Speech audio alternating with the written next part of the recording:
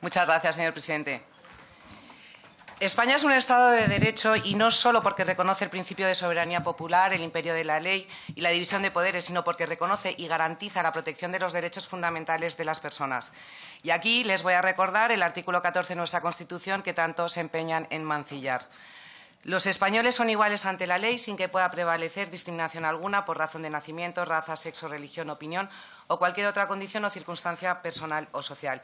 Y el género, señorías, no es más que un concepto ideológico referido a la autopercepción del sexo por las personas. Los hombres y mujeres son iguales en derechos y biológicamente distintos. Bendita diferencia que nos hace a las mujeres poder ser madres. España es un país de cultura cristiana y grecorromana que, al igual que en el resto de países europeos, existe la igualdad de derechos entre hombres y mujeres, así como una igualdad social entre ambos sexos y, tras la incorporación de la mujer al mercado laboral, en los últimos años está siendo con mayor éxito en las mujeres que los hombres, ya que de las oposiciones aprueban más mujeres son jueces, notarios o médicos que hombres. Y dado que las mujeres están demostrando, en líneas generales, más alta capacidad para el estudio y el ejercicio de responsabilidades profesionales. Otro caso es la situación de la mujer en países teocráticos de cultura islámica, que, acorde con su cultura y religión, padecen una enorme desigualdad respecto a los hombres, tanto jurídica como social, conforme a lo previsto en la sura cuarta del Corán, y ahí sí que existe un verdadero patriarcado. Respecto a las dificultades para llevar a cabo un análisis de un plan urbanístico desde la perspectiva de género femenino, la primera dificultad es la cuestión del género, que en el caso femenino incluiría en su propio concepto a aquellos hombres que se autoperciben como mujeres, cuya perspectiva también debería analizarse aquí.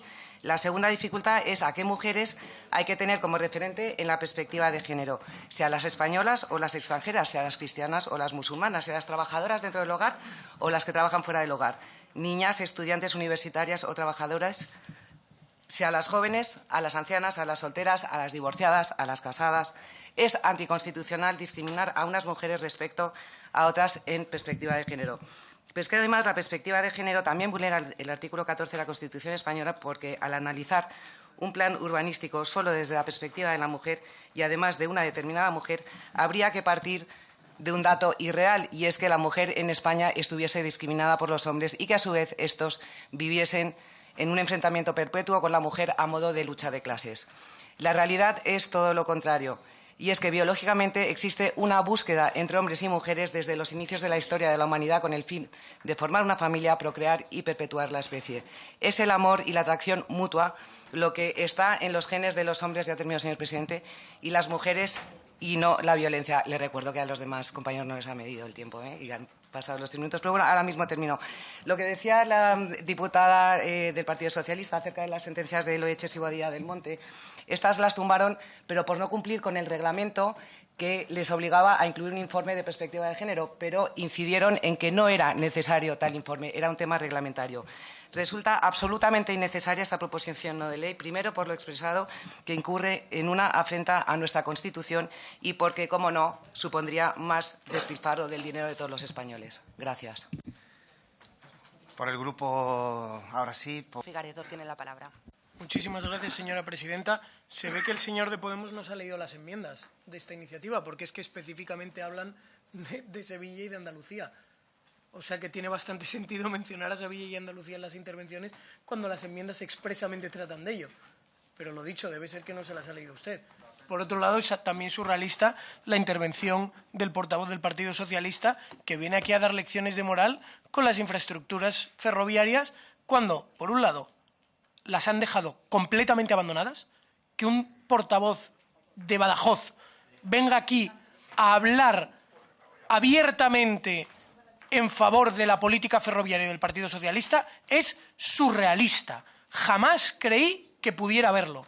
Como mucho, una cabeza agachada y un perdón. Sí que ha dicho el perdón, pero de forma muy sutil, eso es cierto.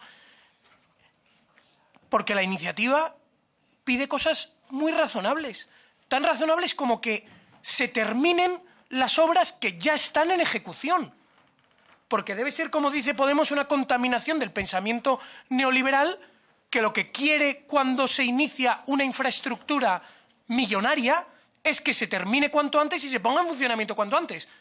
Que esa es la lógica que inunda cualquier cabeza que escucha hablar de infraestructuras en España. Debe ser que la cabeza socialista y la cabeza de Podemos no piensan igual. Tanto es así que, en concreto, la línea de alta velocidad de Asturias lleva ya 20 años de retraso y ha multiplicado el presupuesto original por 4. Una línea de alta velocidad de Asturias que en teoría iba a conectar Asturias en 2 horas y finalmente la va a conectar en 3. Es decir, 20 años después, 4 veces más caro y a menor velocidad de la estimada, todavía no tenemos la línea de alta velocidad. Eso sí, la ministra socialista de Infraestructuras y el presidente socialista del Principado de Asturias ya corrieron a hacer el primer viaje, piloto, prueba, estrella, quizás sí, quizás no, portada de todos los periódicos que han podido. Porque eso es a lo que se dedica el Partido Socialista, a hacer marketing del malo. Marketing del malo, porque ustedes dan lecciones en unas cuestiones y otras las omiten. Porque en concreto habla de Andalucía, de las infraestructuras en Andalucía, dice que el Partido Socialista es el único que hace mejor en Andalucía, pero omiten los 680 millones de euros que el Partido Socialista robó a los parados andaluces. No a los ricos, no a las SICAVs, no, se los robaron a los parados andaluces. Un presidente del Partido Socialista de la Junta de Andalucía condenado a 6 años de cárcel. Un presidente del Partido Socialista de la Junta de Andalucía inhabilitado para ejercicio de la política durante 9 años. Eso es el Partido Socialista. El que deja abandonadas las infraestructuras, el que dilapida los fondos de todos los españoles, el que vende hipocresía desde territorios desconectados de España, totalmente desconectados, y viene y avala las infraestructuras ferroviarias del Partido Socialista. Ese es el Partido Socialista. Y, por supuesto, el Partido Socialista del latrocinio, de la corrupción y del robo sistemáticos. En definitiva, vemos que el Partido Socialista y Podemos están totalmente desconectados de la realidad y de lo que trata esta iniciativa, y nosotros sí la apoyaremos. Muchísimas gracias. Bien, pasamos a continuación al señor Segura. Sí. Con su permiso, señora presidenta. Vamos a ver, el Grupo Parlamentario Vox está a favor de cualquier mejora ferroviaria, como no podría ser de otra forma, porque es una mejora genérica para toda la ciudadanía. Porque nosotros no tenemos ese concepto tribal, que es una mejora solo para murcianos, para alicantinos. Nosotros, en lugar del concepto tribal, tenemos un concepto nacional, que es una mejora para toda España, porque un catalán, un extremeño, un andaluz puede pasar por esa línea, y si está mejorada, pues siempre es bueno para él. Lo que me ha llamado la atención es la cuestión sempiterna que aparece hoy en día en todas las leyes, que es que un parrafito que pone así como el cumplimiento de los objetivos de la Agenda 2030. Yo, la verdad, no sé qué tiene que ver la Agenda 2030 con una mejora ferroviaria. Antiguamente la gente decía como Dios manda. Esto como Dios manda, esto como Dios manda. Ahora dicen como manda la Agenda 2030. A ver, la Agenda 2030, la izquierda te la mete hasta en la sopa. Lo que pasa es que ya no es una sopa de letras, es una sopa de números. Y, a ver, yo no entiendo el compromiso que pueden tener los murcianos o los valencianos con esa Agenda 2030. A ver, nosotros, el Grupo Parlamentario Vox, tenemos un compromiso con nuestras agendas personales. Y le diré una cosa, un anticipo. Pues nosotros seguiremos la Agenda 2030 porque la compraremos en las Navidades del 2029. Entonces tenemos la agenda del año 2030 y pondremos ahí los conceptos que nosotros utilizamos y que aplicamos siempre en política. Esta es mi agenda del 2022, que pone lo mismo que pondrá la del 2023 y la del 2030. Y mi agenda pues pone España, pone justicia social, pone libertad, pone igualdad, pone valores y principios, pone esfuerzo y trabajo, pone familia, pone libertad de educación, pone tolerancia cero con la delincuencia, pone corruptos a prisión, stop impuestos y una serie de cosas que es nuestra agenda de todos los meses y de todos los años. Vamos a ver, la diferencia es que nosotros en Vox, la agenda, tanto la agenda España como nuestras agendas personales, las redactamos nosotros. No nos las redactan élites globalistas de extranjeros, porque la Agenda 2030, yo recuerdo a sus señorías que la han redactado personas que son ajenas a este país, son personas extranjeras. La Agenda España la han redactado españoles. Finalizando ya, insisto, en todas nuestras agendas de Vox pone lo mismo, trabajo y sacrificio, que es lo que nos marca el día a día, trabajo y sacrificio por los españoles y por nuestra patria. Por eso Vox es libre e independiente y ustedes son serviles a intereses ajenos a España porque siguen una agenda que no es española, que es extranjera y que es ajena a los intereses de la nación y de los españoles. Gracias. Gracias, señor Segura. No he querido interrumpirle por educación, pero le recuerdo que estamos en la Comisión de Transportes y estábamos debatiendo una PNL relativa a una variante en concreto. Lo siento, ¿no? Sí, pero había una mención en la Agenda 2030 que estaba en el texto. Su tiempo ha terminado, le he dejado hablar. De acuerdo, pasamos a debatir el siguiente punto del orden del día. No, tiene la palabra. Sí, muchas gracias, señora presidenta. De 617 áreas de descanso, 95 de servicio, tan solo 37 aparcamientos están calificados como seguros. Y este problema ya fue identificado por la Comisión Europea en un informe que se publicó en 2019, a pesar de que la PNL solo habla del acuerdo de 2021. En aquel informe ya se afirmaba de incremento del robo de carga, de polizones a bordo de los camiones y ataques a los conductores. Mi grupo parlamentario interpeló a la ministra el día 23 de marzo, a la ministra de Transportes, sobre las medidas precisamente que iba a adoptar el Gobierno para solucionar la crisis de los transportistas. Y donde de manera específica remarcamos la problemática de la seguridad en las rutas y en los puntos de descanso. Sin embargo, la ministra se limitó a hablar de compromisos y a poner como excusa la guerra de Putin. Ahora resulta que la guerra de Putin es la culpable de la inseguridad en los aparcamientos de los transportistas de mercancías, aunque la Comisión Europea ya lo advirtiera en 2019. Y como muy bien recogen en su PNL, de 2017 ya a 2019 se estimaron unas pérdidas económicas de más de 50 millones de euros. Señorías de Esquerra Republicana, como dicen que hay amores que matan, ustedes siguen siendo socios del Gobierno, ¿no?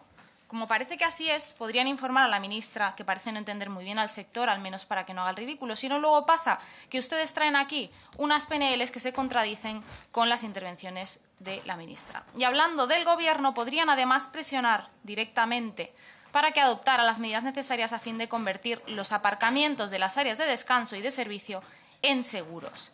Pero parece que cuando los afectados no son de los suyos, una PNL, como si de la oposición se tratase, y sabiendo que no suelen llegar a ninguna parte, les parece suficiente. Eso sí, cuando hablamos de investigación a golpistas, entonces ya piden la dimisión de la directora del CNI o incluso de la ministra responsable. Que, por cierto, la ministra de Transportes, aun siendo cuota del PSC, tampoco les hace caso. Vamos, que ni el Gobierno ni sus cuotas, que se venden antes a la poltrona que a los separatistas, parecen escucharles. ¿De qué les ha servido apoyar a este Gobierno?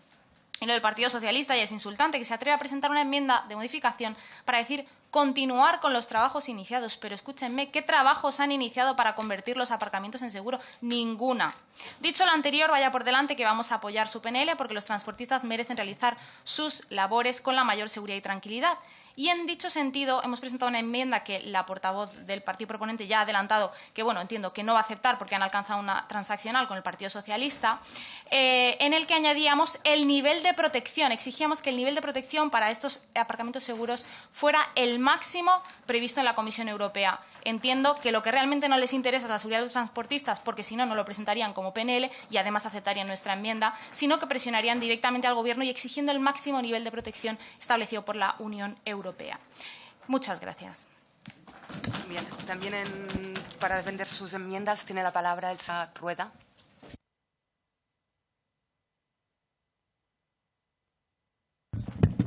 Gracias, señora presidente. En Málaga se suspenden trenes de cercanías sin previo aviso en líneas que tienen más de 30.000 pasajeros diarios. Retrasos y cambios drásticos en los horarios que sufren de forma directa los usuarios. Las cancelaciones en muchos casos suponen 2 horas de espera entre un vehículo y otro. En días de huelga incluso se han anulado trenes que estaban previstos dentro de los servicios mínimos. Se han suspendido entre 6 y 12 trenes al día por falta del personal e incluso hasta más de 20. Los usuarios de cercanías están desamparados.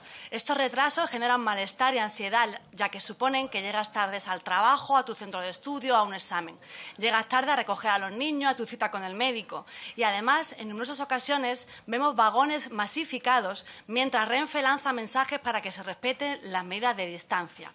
Y hay que señalar que, además, gran parte de la tensión acumulada en los usuarios por las cancelaciones recae en el personal de taquilla, maquinistas o seguridad. Retrasos, cancelaciones, máquinas de autoventa averiadas, escaleras mecánicas o ascensores fuera de servicio. Y aquí nos vemos a un Partido Socialista y un Partido Popular entre dimes y diretes. Me ha sorprendido del Partido Socialista que no haya usado el triángulo comodín para excusarse, que no haya hablado de Putin, COVID o Franco para justificar la falta de incorporación de maquinistas al servicio ferroviario y la falta de planificación. Señores comunistas, socialistas, los malagueños pagamos impuestos y qué menos que le garanticen servicios públicos. Les meten las manos en sus bolsillos vía sablazo fiscal y no les garantizan el transporte público. Le dicen que los impuestos son para el estado del bienestar y aquí el único bienestar que garantizan es el del gobierno más mastodóntico de la historia.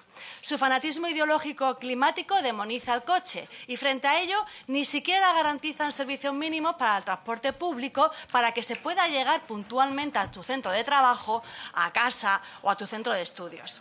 El Gobierno de la ruina debe solucionar el problema de cercanías de Málaga, como debe hacerlo para toda España, porque debe garantizar la movilidad y el transporte público a los españoles. Ya está bien de exprimir a los trabajadores de este país. Y ya está bien de postureo, Partido Popular, porque el Partido Popular, que viene aquí a señalar al Partido Socialista, viene y llega a un acuerdo, a una transaccional que desgraciadamente sabemos que va a quedar como papel mojado porque es un brindis al sol, solo hay que leerlo, brindis al sol.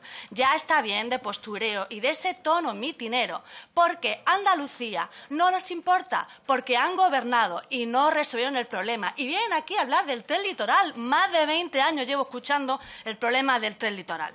Los andaluces estamos cansados de sus dimes y sus diretes, de hablar mucho cuando están todos ustedes en la oposición y de hacer poco cuando gobiernan. Así que cada vez más andaluces somos conscientes de sus mentiras y el cambio ya está próximo, muy próximo. Gracias. Señora España, tiene usted la... Esteban. Muchas gracias.